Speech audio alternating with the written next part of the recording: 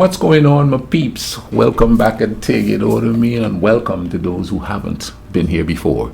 And we're going to be watching History of Germania, Real Origin of the Germanic People. Well, let's see what this is all about. Let's YouTube.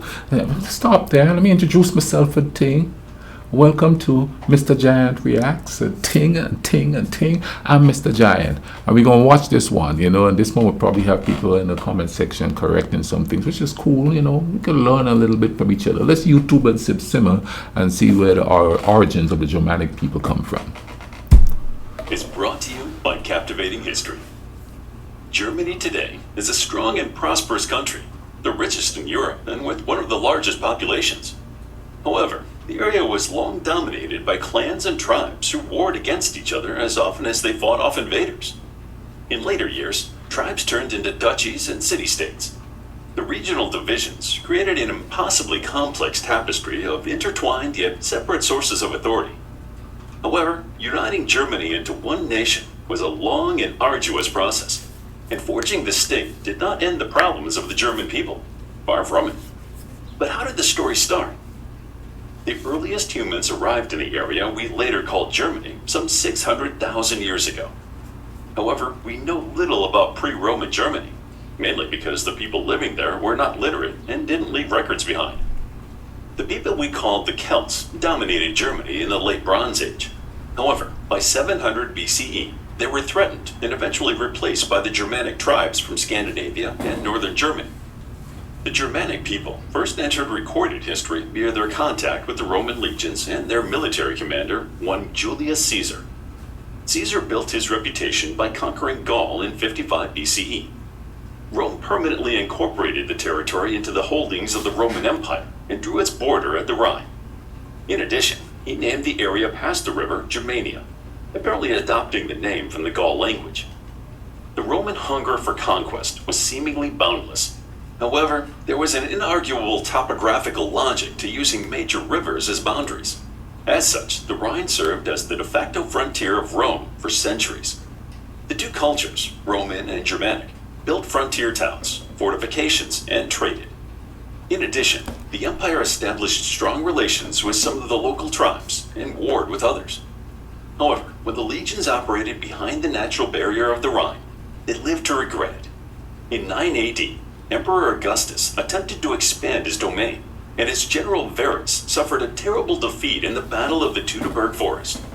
The victory's engineer was Arminius, a Roman-raised boy of Germanic heritage, who tricked the Roman legions into a trap.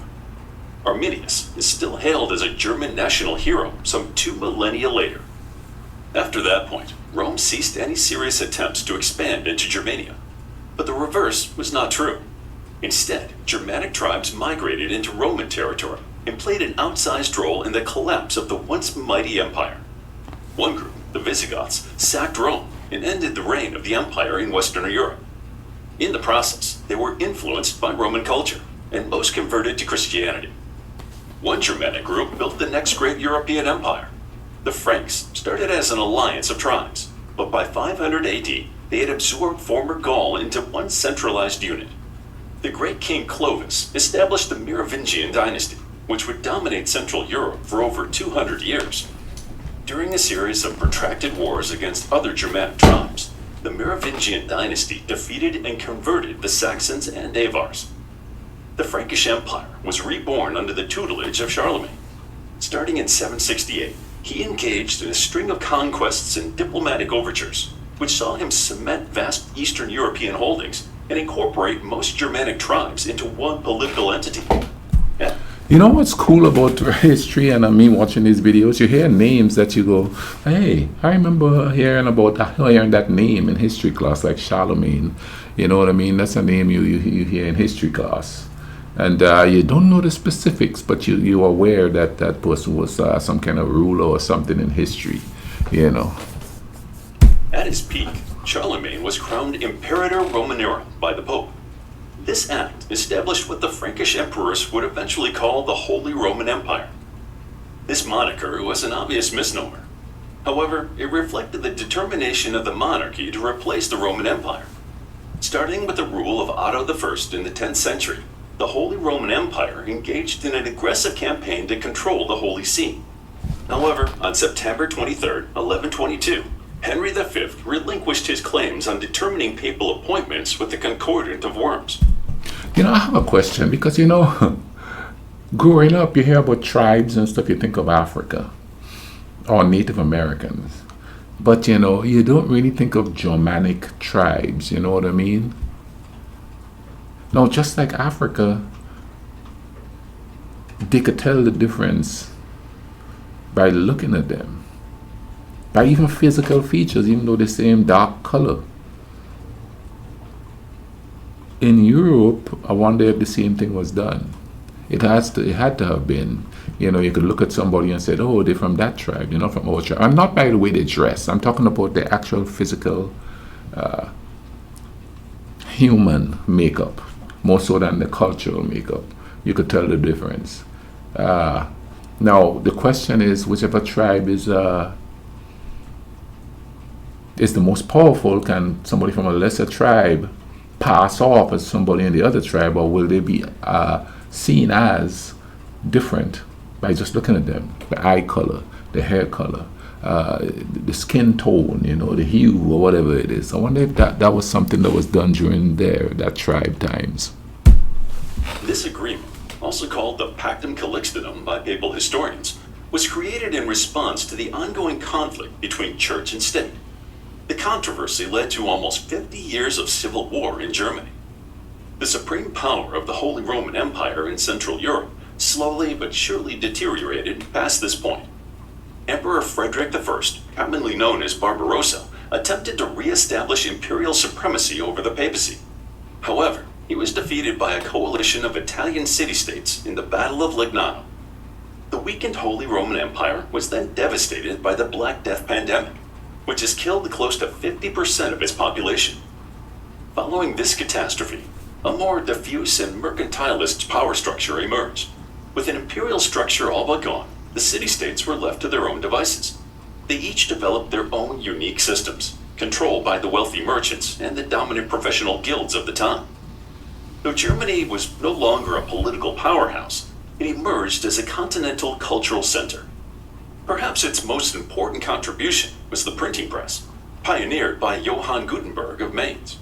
Dating from the 1450s, Gutenberg Bibles are considered the first books printed in the Western world, and while they didn't bear his name anywhere in the volumes, historians agree that they resulted from his first printing efforts. The invention replaced the painstaking process of writing by hand with the cheap and quick dissemination of written material and earth-shattering ideas. One such idea was a call to reform the Catholic Church by Martin Luther. When he posted his 95 Theses in Wittenberg, Luther could not predict the forces he had unleashed. What followed was a sustained and relentless challenge to the religious and earthly authority of the Church of Rome. The lack of a centralized government in Germany allowed the ideas to spread, as every city-state could handle its religious affairs as it saw fit. However, the passions stirred by the Reformation were too intense to be settled peacefully. In 1618, a devastating conflict pitting Protestants against Catholics in a catastrophic conflict known to posterity as the 30 Years' War.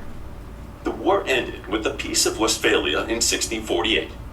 The agreement saw all sides agree to respect religious pluralism.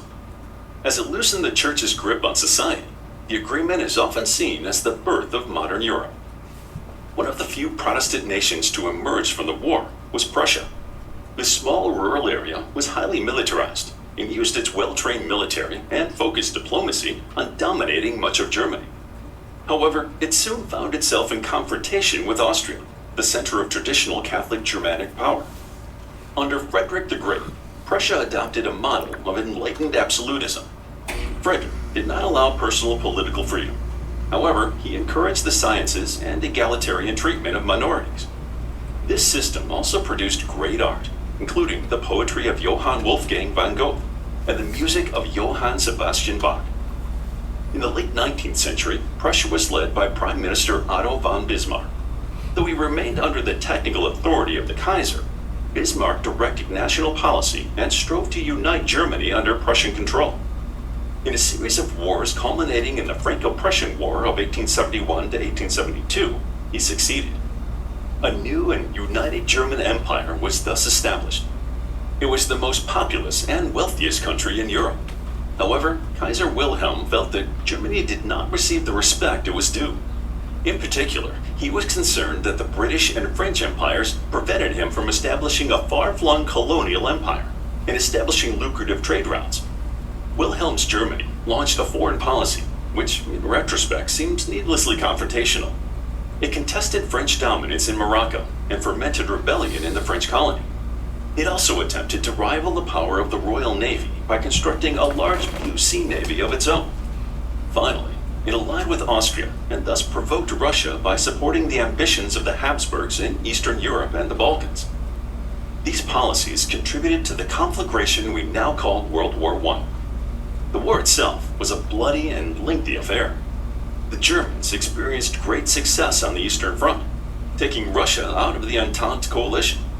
After that, however, the war turned into a protracted and seemingly directionless affair. In the process, it lost over 2 million soldiers, Wow. mainly in the bloody stalemate which emerged in Belgium and France. When all was said and done, it was the most devastating conflagration the continent had ever seen. When the United States entered the war in 1917, Germany was forced to surrender. U.S. President Woodrow Wilson wanted a fair and equitable peace agreement that would allow the losers to regain their honor and rebuild their economies. But unfortunately, the British and the French imposed a humiliating peace on Germany. They forced them to liquidate all colonies and give up large areas populated by ethnic Germans to their neighbors, including the newly created Czechoslovakia. They also imposed massive reparations on the losers. When they proved unwilling to pay, France occupied the industrial heartland of the Ruhr and hindered the German economy. The upshot of this process was that many were left seething with anger and vowing to seek vengeance.